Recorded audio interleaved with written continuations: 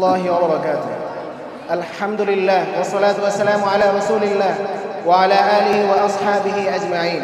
أما بعد فأعوذ بالله من الشيطان الرجيم. بسم الله الرحمن الرحيم. قل هل يستوي الذين يعلمون والذين لا يعلمون. وقال النبي صلى الله عليه وسلم: من سلك طريقا يلتمس فيه علما سهل الله له به طريقا إلى الجنة. হৈবতনগর আইয়ু কামিল মাদ্রাসা debating club কর্তৃক আয়োজিত আজকের এই অনুষ্ঠানের সম্মানিত মডারেটর, বিজ্ঞ বিচারক মণ্ডলী, সুদক্ষ পরিচালক ও আজকের সুধী সবাইকে জানাচ্ছি আমার পক্ষ থেকে আন্তরিক শুভেচ্ছা ও অভিনন্দন। আজকে আমাকে যে বিষয়টি নির্ধারিত করে দেওয়া হয়েছে তা হলো যোগ্যতার মানদণ্ড হোক মেধা।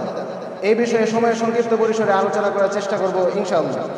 আমরা যদি শুরুতে ইসলামের দিকে তাকাই তাহলে কুরআনে কারীমে আল্লাহ তাআলা বলেছেন, কুল হাল ইয়াস্তাউল লাযীনা ইয়ালামুনা ওয়াল লাযীনা লা ইয়ালামুন।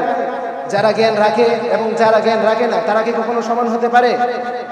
সূরা জুমার আয়াত নং 9। রাসূল করিম সাল্লাল্লাহু আলাইহি ওয়াসাল্লাম তার হাদিসে বলেছেন, মান সালাকা তরিকা ইয়ালতামিসু ফীহি ইলমান। যে ব্যক্তি জ্ঞান হাসিলের উদ্দেশ্যে ঘর থেকে বের হলো, সাহালাল্লাহু লাহু বিহি তরিকান ইলাল জান্নাহ। আল্লাহ তাআলা তার জান্নাতের পথকে সহজ করে দেন। আমরা যদি ইসলামের দৃষ্টিকোণ থেকে আরও দেখি, শুরুতেই যখন মুসলিম জাহান বাইতুল হিকমা নামক এক জ্ঞানের বিশাল ভান্ডার থেকে জ্ঞান নিয়ে তারা বিশ্ব শাসন করেছে, কিন্তু আজ যদি মুসলিম পৃথিবীর দিকে তাকাই তাহলে আমরা দেখতে পাবো মুসলিম বিশ্ব আজ নির্যাতিত, নিপীড়িত একটি জাতি। সেটি পরিণত হয়েছে জ্ঞানের সঠিক মূল্যায়ন না করার জন্য। সামাজিক দৃষ্টিকোণ থেকে যদি আমরা তাকাই তাহলে আমরা দেখতে পারি সমাজে যারা বিত্তশালী, যারা ক্ষমতাবান, তাদের লোকেরাই আসলে সমাজের নিয়ন্ত্রণ নিচ্ছে। তারাই যোগ্যতা ছাড়া সমাজের বিভিন্ন পদে পদাধীন হচ্ছে। সেই কারণে সমাজ বিশৃঙ্খলা, ফাসাদ এবং অযোগ্য শিক্ষক এবং অসৎ প্রশাসক ভরে যাচ্ছে। যদি সমাজ হতো ন্যায় নীতি এবং আদর্শের সমাজ তাহলে আমরা দেখতে পেতাম যারা শিক্ষিত তাদেরকে সমাজে মূল্যায়ন করা হতো, শিক্ষিতরা হতো দক্ষ শিক্ষক, শিক্ষিতরা হতো দক্ষ প্রশাসক, শিক্ষিতরা হতো জাতির শ্রেষ্ঠ নেতা, আর উম্মাহ পেত দক্ষ আলেম।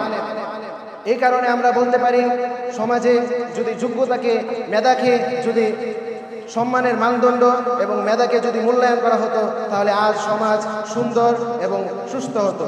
পরিশেষে আমি বলতে পারি কোরআন এবং হাদিস এবং সামাজিক দৃষ্টিকোণ থেকে যোগ্যতা হোক মেধা, এই বলে আমি আমার সংক্ষিপ্ত বক্তব্য শেষ করছি। ওয়াসসালামু আলাইকুম ওয়া রাহমাতুল্লাহি ওয়া বারাকাতুহু।